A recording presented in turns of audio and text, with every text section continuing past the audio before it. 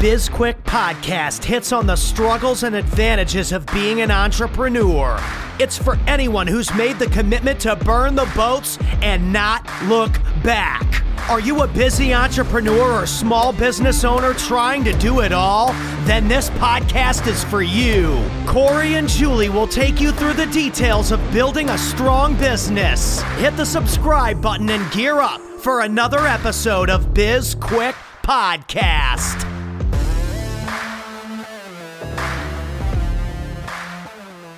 Hello and welcome to Biz Quick. I'm Julie. And I am Corey. And I gotta tell you, we are starting season 3 of Biz Quick off with a bang. So this is season 3, episode 2, and today's guest is Ian Smith. So if you are on the internet at all, you know who Ian is. Ian is an entrepreneur. He's a public speaker.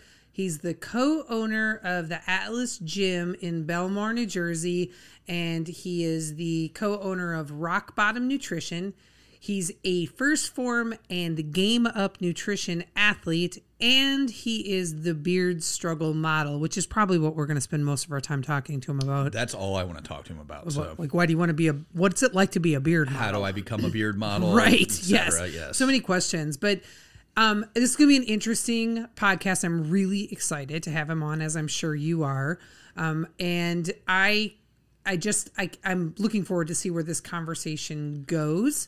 I'm sure that Ian is, used to being asked a lot of questions around Governor Murphy and everything that's happening in New Jersey and on the political front. But we're really interested in talking to him about just standing by his convictions, doing the right thing, and being an entrepreneur in a time when it feels like so many people are just going along to just get to the other side of whatever it is that's happening in our country, and he's really standing his ground. Sure. So for those of our listeners who aren't sitting in front of a computer, maybe they're out for a walk in their car, can you give us like a quick 15-second recap of like who Ian is? And why the internet knows who he is. Okay, so Ian as I said, he co-owns a gym in New Jersey, southern New Jersey, and from the very beginning, him and his business partner Frank have refused to comply with the government overreach and the ridiculous mandates, and so they have had hundreds of thousands, if not millions of dollars in fines levied against them. We'll get the exact amount from Ian, I'm sure, when he's on. He has never shut down. They have actually seized their bank accounts, and so they really run their business pretty much off of like donations and PayPal at this point. And he's just been very vocal. Like he doesn't wear a mask when he travels, and he's been kicked off of at least one airline. I know he was banned from American Airlines, but he has really stood up he has been standing up against tyranny, and is that how you say it? Or is tyranny? Tyranny. So close. I was like, who's tyranny? I know. Listen, let's mock me later about that. But he's vocal, and he believes in freedom, and he is a fighter for what's right. And that's what I want to cover in this episode, is just talking about standing up for what you believe in a business, even if it's unpopular. And personally, like I'm not a big fan of government overreach into telling me or anybody how they can run their business, or if they should run their business, or any of that. Like, the government has no place in that, in my opinion, for the most part. There are some things that we need. There are some regulations because there are some shisty people out there, etc. So shisty. But by and large, it was like over a decade ago. This was the summer of 2009. Virginia passed the smoking ban indoors. And as a smoker at the time, I was still like, oh, this is a pretty good idea, because smoking, in restaurants is pretty terrible. But I was also just pissed off. Like, smoking's still legal. It's if you're over 18, you can still smoke cigarettes or cigars or whatever. But in my place of business, my private property, you're telling me that I can't have that happen. And that really annoyed me, because there's no, like, either make them illegal or don't tell me what I can or can't do in my business. And the whole thing is, well, it's for the protection of your employees or customers. Work somewhere else. Go eat somewhere else. Like, that's the way that it should be, because if If it was truly something that employees and customers had a problem with, they would stop showing up. And then I would have to change my business in order to meet what like the trends are, to meet the customer demand. Yeah. It's funny though that you went all the way back like a decade ago to find an example of government overreach. I mean, well, but that's I'm just saying, like, that's like just a very simple example, and I think that most people can agree on that. But it's still one of those things where I'm like, even though I agree that there probably shouldn't be smoking in restaurants because it's gross, I still don't want the government making that decision for me. Right. Yes. Yeah. I think the government, if there's a way for them to make money off of something that we're doing, they're going to find it. They're going to figure it out.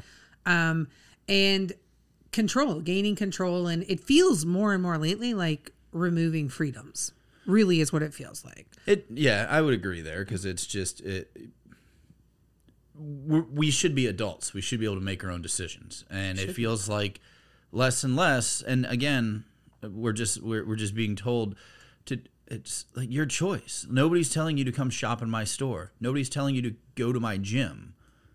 Like, I don't know. I don't get it. But anyway, standing up for what you believe in is what we're supposed to be talking about. That is what we're supposed to be talking about. And it's hard. Like, for whatever reason, it feels like that is a very challenging thing for many entrepreneurs to do. And I think the reason why is because if I stand up for what's right, I might alienate some people or, piss some people off, and then maybe they're not going to spend their money with me.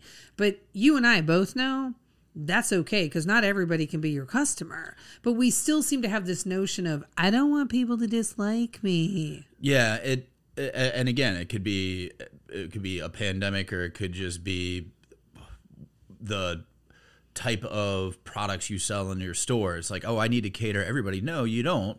And that's perfectly fine. And when you're saying like when you're standing up for what's right, it might not even be right. It's what you believe in, and that's what's important. It's what Correct. You believe in, because you believe in. It could be. I mean, it could be wildly unpopular, and that's fine. But as long as you're staying true to your convictions, in theory, you're going to connect with your target market. You're going to build the business that you want to build with the people who you want to buy from you, to be a part of your service, whatever it is. Yeah, people in your network. So, all right, let's wrap it up and let's bring in Ian and find out what he has to say. With so many things competing for our attention these days, efficiently acquiring and retaining customers is critical for small businesses. And that's why we launched Certivium, the newest business from the SB Pace team. Certivium is a business created specifically for entrepreneurs who need a hand with customer service, customer engagement, and social media management. We are an affordable option that any small business looking to grow needs to help maintain the most important part of their business, their customers. Find out if Certivium is right for your business at certivium.com. All right, welcome back to the show. We have got Ian Smith. Ian, thank you for joining us. It's a thrill to have you on the show today. Thank you for having me. Happy to be here. You're welcome. I want to get the big question out of the way right away, and then we can move into some lighter topics. What is it like to be a beard model? Very easy, actually. The only requirements for the job is that I don't shave. And I go to a good barber. So it's a rough job. Somebody has to do it. I know Corey has a little envy. He wants to be a beard model. I don't know if I want to be a beard model, but it would be, I wouldn't mind making a couple extra dollars here and there, Doesn't hurt. It doesn't hurt, especially when the government tells you can't work. Exactly. Well, listen, you opened the door on that, so let's go there next. We talked on the front end, Corey and I, about the challenges that some entrepreneurs have with doing the right thing or standing up for what they believe is right versus just going along to get along, because for fear of losing customers or sales or having people, talk shit about you or whatever it is. So what's it been like for you the last, gosh, it's been almost 2 years now, right? Of just pure and total shit. It's been it's been an absolute shit show. But that being said, it doesn't mean that you can't find ways to kind of thrive and not only survive and thrive in those kind of situations. And that's kind of what the entrepreneurial spirit is all about. Like, business isn't always going to be easy. And it's very likely that multiple times throughout, whatever business career you have, you're going to be faced with some very hard choices, whether they be unknowns or whether they be something brand new, like what a lot of business owners are facing today, or even down to the mundane tasks of firing an employee who's really a good person, but just not a great worker. It's life and business are both full of challenges. And I think a lot of what you're seeing now is a lot of people maybe necessarily aren't up to those challenges because a lot of people aren't making the right decision when it comes to their businesses. They're being very nearsighted. And I think that they're reading the temperature of the business community very wrong in a lot of cases. I mean, unless you're in these situations like you may be in New York or something like that. But even in a situation like that, businesses that have stayed open have gotten a tremendous amount of support. I think people really get cold feet, especially with the angry people calling. And we got that for months on end. Our phone would ring hundreds, if not thousands of times per day, some days. And we answered every phone call because there was no way to tell what was good and what wasn't. And there was a tremendous amount of good. And what we learned was when you do the right thing as a business owner and you allow people the freedom to choose, people will support you incredibly because they do appreciate that. So for every negative call that we got and nasty threat that we got 10 times the amount of support, not only in quality, but quantity. The people that supported us on day one still support us today. The people that were angry and upset with us on day one moved on to 12 other things that they were angry and upset about since then. So it's been a huge learning experience. I think we've learned a lot about business. We've learned how to pivot and problem solve beyond what I even thought was within my own capabilities. One of the things that always just annoys me when people are talking about business owners making whatever decision it is that they happen to make, they always make it seem like the owner's doing it in a vacuum, that they're being selfish, they're only thinking of themselves, when you have so many other things to think about. You have to think about your employees, but you have to think about your customers, you have to think about your clients, you have to think about your community, you have to think about what you're offering, and standing up for what it is that you believe in affects those people. And that's, and those people depend on you for whatever it is that you're selling. And that's something that nobody ever really talks about. They just say, oh, look at this asshat. He's not closing his business, or he's not supporting this, or he's supporting that. When in the end, it's much bigger than that. Yeah. And it's, people are very quick to judge these days. And whatever your belief is, you should act on it. You should never act on, if you really believe that you should shut your business down and you need to do these things. I take a pro-liberty approach to that kind of stuff. That's up to you. But at the same time, don't criticize somebody else for offering a service to the community that you no longer do. And also don't be mad when that business flourishes because you made a bad business choice. But I think that if more business owners were true to what they believed instead of acting in this reactionary manner, I think it'd be a lot more smooth sailing for those business owners, because as far as business goes, despite all of the chaos that we've endured and still go through on a daily basis with our fight with the state of New Jersey government, business is good. I mean, we took over the gym 9 months prior to COVID. It was an absolute dumpster fire of a gym. There was about 100 people a day walking through. There was no environment, no enthusiasm, nothing worked. And within 9 months, when COVID came, or when COVID lockdowns came, we were doing 250 people a day on average. And these days, on a slow day, we do 550. And that just goes to show that no matter what your beliefs are, people will support you for being true to them and offering something to the community. We understood our community. We're not the typical gym in the sense, we're not these very sterile, kind of stagnant environments that are very quiet. We're a loud group. There's a whole variety of people that come to the gym from different demographics, but everybody has a united or something that unifies them at the gym. And everybody's a really hard worker. Everybody takes their health very seriously. Our members come 5-6 days a week on average. So for us to close that type of environment for these people, there was all sorts of repercussions. A lot of these people are veterans. A lot of these people are people that are in recovery and that have had several years sober or clean, and the gym is part of their lifestyle. So we knew our market and we stayed with it, and we stayed true to what we wanted and what our market would also support. There are so many things I want to say right now. So I want to ask you about sort of that point of no return, right? So fairly early on, you do make a decision. You and Frank decided, we're not closing. We're going to keep our doors open. And we were reopening, but yes. Okay, reopening, because did you close for a bit?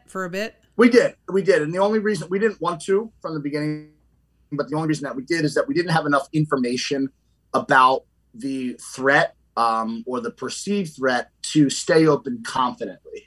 So we shut our doors and we sort of said, okay, we'll see what government does. You guys said 14 days. You guys said you'll be there to help us. Okay. And 14 days came and went very quickly, and there was no help in sight and there was no end in sight. And that's when we decided, okay, we're going to educate ourselves beyond any doubt as to what we're actually up against. And when we did, we came to the conclusion that we could operate safely in a COVID environment or in another public health crisis. And so we opened 2 months later. And at that point, we vowed never to close our doors ever again. And was there ever a point where that vow of never closing your doors became a little bit of an anchor, because now they're going after your bank accounts? They have made your life hell, and they've done everything they can to make your life hell, and you have just stayed very true to it. But were there moments where you're like, oh man, this is so much more brutal than we ever thought it was going to get? Yes to both. We in all of the ways that we were unfortunate, Frank and I, as business partners, we have a relationship that works very, very well. Frank's about 20 years older than me. He's been in business a lot longer.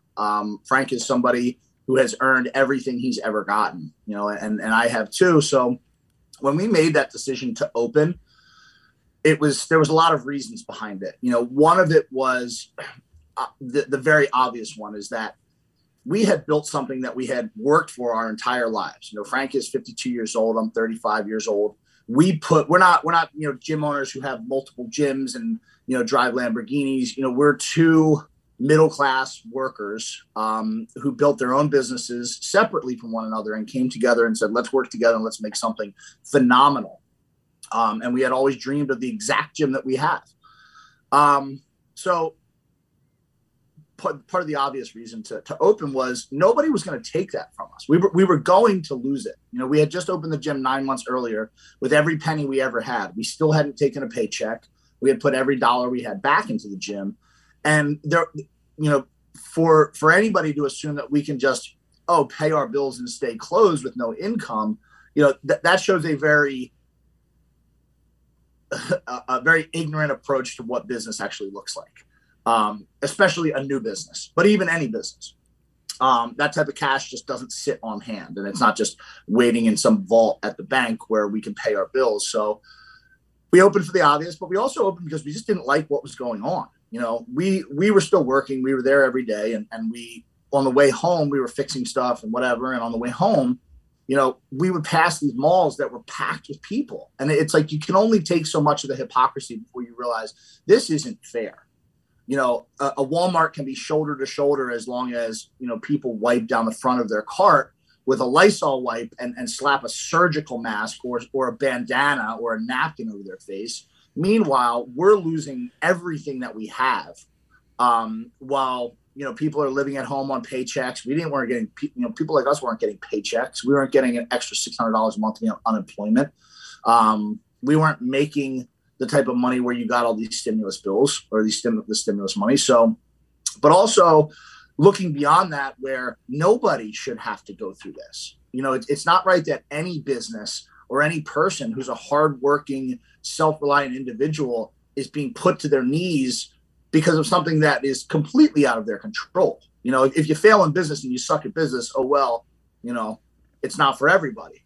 But we were watching people left and right lose their businesses to no fault of their own, because they were trying to be a quote unquote good person and listen to this nonstop 24/7 guilt trip of COVID, where you were responsible for every death and every hospitalization, no matter who you were or what you did. You know, just for breathing and existing, you were killing people. And it was we had enough.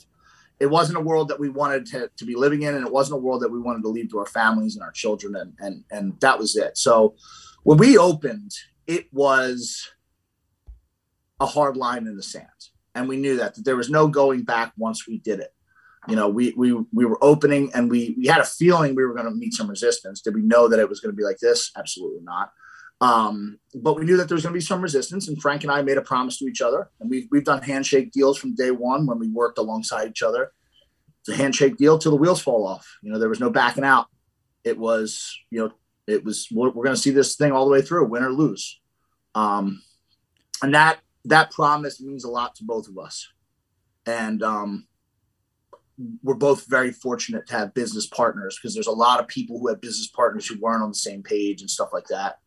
But because of that promise to each other, and because we were both all in, the days that I'm like, I can't take this anymore, Frank is there 150%, you know, and on the days that I'm running high, you know, he can relax. And the days that he's doubting himself, he can be with somebody who understands exactly what he's going through.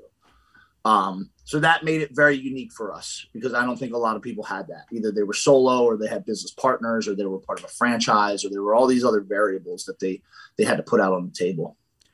One of the things that really bugs me when about what you're talking about is like you did the right thing. You closed down because you didn't know, like you didn't have enough information. You took a look around, you assessed, you made an educated decision, and you reopened. You admitted, hey, you know, I was possibly wrong, or if whatever. Like, I can change my opinion, I can change direction because I have new information. And the thing that bugs me when it comes to government, local government especially, is like they make a decision. If they're wrong, they double down on it. They're like, oh no, yes, and it's like there's no admission of fault or being wrong, and that just drives me insane, because like it's obvious to everybody, but then people, like you said, they don't want to speak out, or possibly their business partner doesn't want to like rock the boat or whatever it is. And I mean, that's such an important part of what you have going on as well, is that you've got that culture where you and Frank are on the same page. And I would imagine that most of your staff, if not all of your staff, and the people who come to your gym, they're all on board with, you know, your culture. No, that's something I think that we wanted to establish at the gym anyway. Was a tight-knit family, but we definitely sort of stumbled into what we have now. You know, I think that when we reopened, it was right message, right time. It was just long enough that people were the early adopters of whatever you want to call it, anti-COVID people, the early adopters to people that were viewing this as something far more dangerous than a quick lockdown. They were fired up and ready. And there was a lot of people kind of in the middle who were starting to question, you know, again, you can only watch so much of the hypocrisy and the double standards and the conflicting information before any rational person just kind of starts asking some questions. And I think that was right at that time. But it was also at the right time where people were still insanely afraid of it too. So what that did was give us the weapon of exposure. And we grew tremendously from that exposure, because, you know, we weren't the only business to open. But we did so publicly and so loudly. And then we refused to back down. And when the state would double down, we would double down. And it just turned into this rapid escalation where, you know, one day we were opening our gym, we were getting citations, and, you know, a couple months later we were being fined $15,000 per day, you know, and just a couple months after that, we were having our bank accounts seized. And a couple months after that, we were, you know, camping inside the gym with the doors taken off, running a 24-hour gym so that they couldn't come and physically lock our doors. So it was this constant double down, and we wanted to show that, because we had a feeling that these people were at the least extremely selfish and extremely egomaniacal, and in some cases, and I do believe that there's a spectrum of people involved, I think a lot of these people are very selfish and egomaniacal, and I think on the far end of that spectrum, a lot of these people are downright nasty people, who are driven by greed, who are driven by just wanting to control things, and just not your regular average person that most of us think that most people are good. Yeah. And we knew that there would be an escalation, and we wanted to show the world how far that these people would go to ensure our compliance, especially as it drug on. As of today, we have over 320,000 visits to the facility, and not a single outbreak has been linked. And we have every single slip of every person who's ever come. So the longer it drug on and the crazier they acted, the more it made our case very clear that we were in the right. I love that you track that data of how many visits and no COVID outbreaks. I want to ask you a question that's a little bit different. I am curious how, so we can all see the very big pros of how standing up and doing what's right. And you are so known, and let's just, like, I'm going to say famous. I'm using air quotes, but I don't even know that air quotes are like really needed at this point, because everybody knows who you are, right? So the pros are that you have an audience and you can speak about what's actually happening and give facts and data, and you can really you're helping small businesses. What are some of the cons of how well known you are now, and like how just everybody knows you everywhere you go? And I'm guessing one of them is that you constantly have to create backup social media accounts. But what are some of the other cons that have happened as a result of how popular and famous you have become over the last, almost 2 years now? There's definitely a lot of pros, and there's definitely some cons. I think the pros certainly outweigh it when you approach the situation correctly. It's a very weird thing to go from some random guy who lives in South Jersey, who owns a gym in a town that nobody ever heard of, to the whatever you want to call. I was doing interviews 3-4 times a day on national television for months in a row, and speaking at rallies, and it's a very weird experience going from somebody that is just a regular person to now all of a sudden all eyes are on you, and it's if you don't approach it the right way, it can blow up in your face, because people are watching you. And the reason that people are watching you is because that they admire and respect you. So with that sort of, I guess you could call it like a hero syndrome, people assume that you are going to be like a perfect individual, because they admire you so much. So when you don't live up to their expectations and stuff like that, or when you just make mistakes, you have to deal with not only the mistake itself and what you would normally deal with, but like the scrutiny of people who don't actually know you. And that's something that you have to learn to deal with. And you can't kind of let it drag you down, because a lot of people can get really worried in the negative, especially just by people who just plain out don't like you.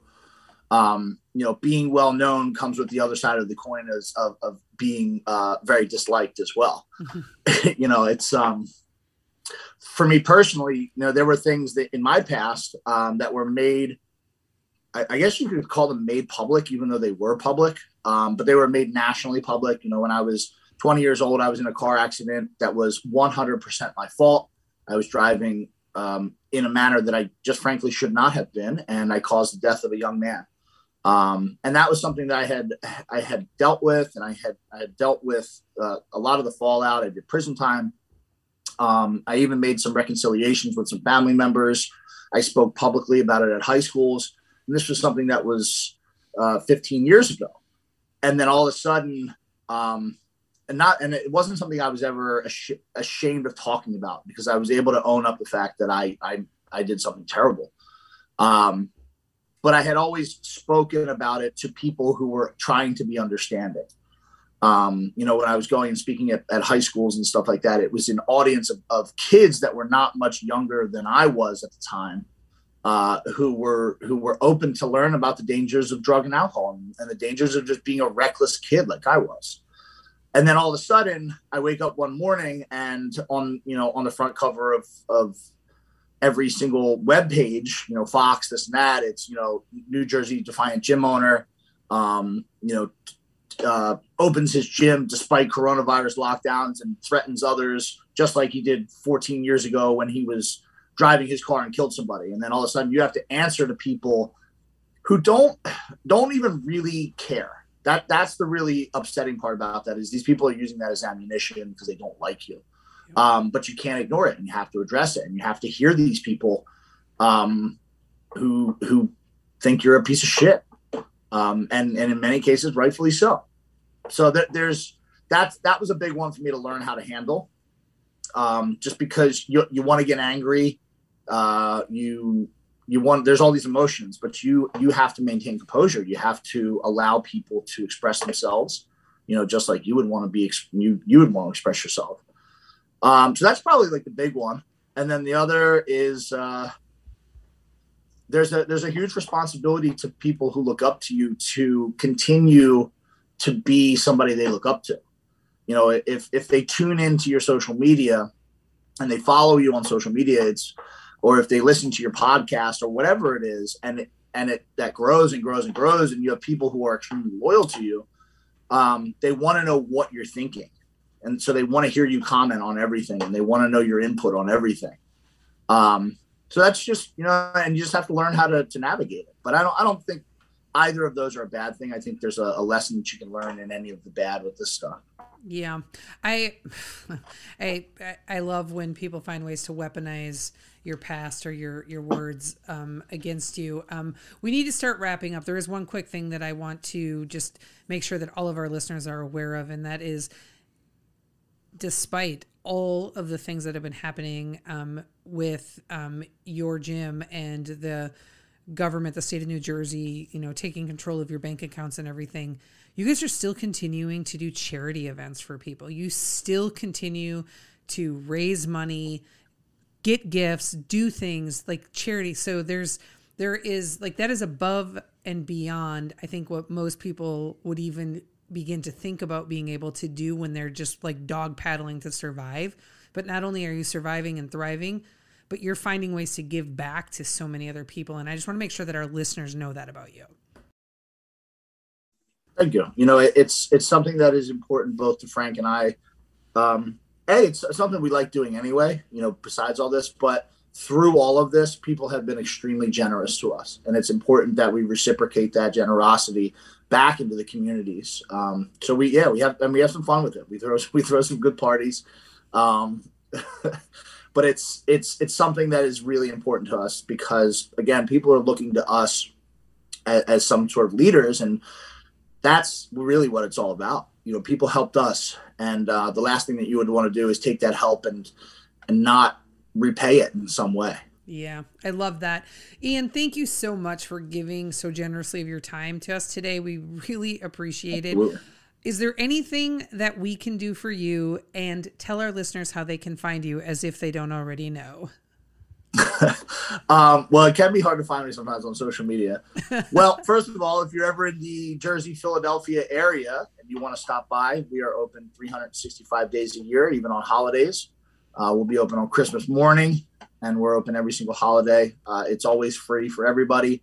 We do not have a business license. We operate on donations and just we get by selling T-shirts and thinking of other ways. So come on by. That's our favorite way that people support us is come to the gym, because if we had done this and we opened the gym and nobody gave a shit and nobody wanted to come to the gym, we would have been in hot water real quick. But so that's something we get to meet everybody and people do it a lot, and it's a great environment to come check out. Another way, if you ever want to help, is just continue to share the story. that's been our, people always think about the financial means of support, and that's all well and good. And we need that as well. But we were able to stay afloat and stay alive through all of this by the fact that so many people took interest and not only took interest, but cared about our story and shared it. Every single update, anything that was going on, they shared it, and we were unstoppable because of that. So that's always a way to help. And you can find us at theatilisgym.com, and that's ATILIS. There's a link if you want to donate. We have a book coming out about all of this that was written in the next month or so. We have a whole bunch of t-shirts. That's kind of how we pay our bills. And you can follow me on social media. It's Ian Smith Fitness Returns on Instagram. And the gym Instagram is The Atilis Gym. So we're active on Instagram the most. That's where we can be loud and visual. But we welcome you guys to come to the gym anytime. Perfect. I think what we'll do in your case, Ian, is we're going to put your phone sites link in the show notes. There you go. Rather than any of your social media links, because who knows how quickly they're going to change. Thank you again for coming on the show. And thank you to our listeners for tuning in. We hope you enjoyed this, and everything that you need to know is going to be in the show notes. And if you want to work with us, head on over to our website, sbpace.com. We've got free content out there, or if you're looking for some social media help or possibly customer service engagement, anything like that, we also have Certivium, our other business. We can help you with that. All of that, you can find all of that on our website, sbpace.com, and connect with us on our social, LinkedIn, TikTok, Instagram, Facebook, and we have a YouTube channel. And our handles never change because, well, we're just not that important. Be sure to download and rate our podcast, and we would love it if you subscribed and actually gave us a written review, and go ahead and reach out about any topics. And hey, in case you don't know, we have a radio show, and it just launched on the 16th of December. It is every Thursday on Voice America Business Channel. Don't forget to purchase our book, Seriously Now What? A Small Business Guide to Disaster Preparedness. It's a #1 Amazon bestseller. There's a digital workbook download, and if you've already purchased it, please go out there, rate, and review it. I'm Julie. And I'm Corey. And this was Biz Quick, helping small businesses across America.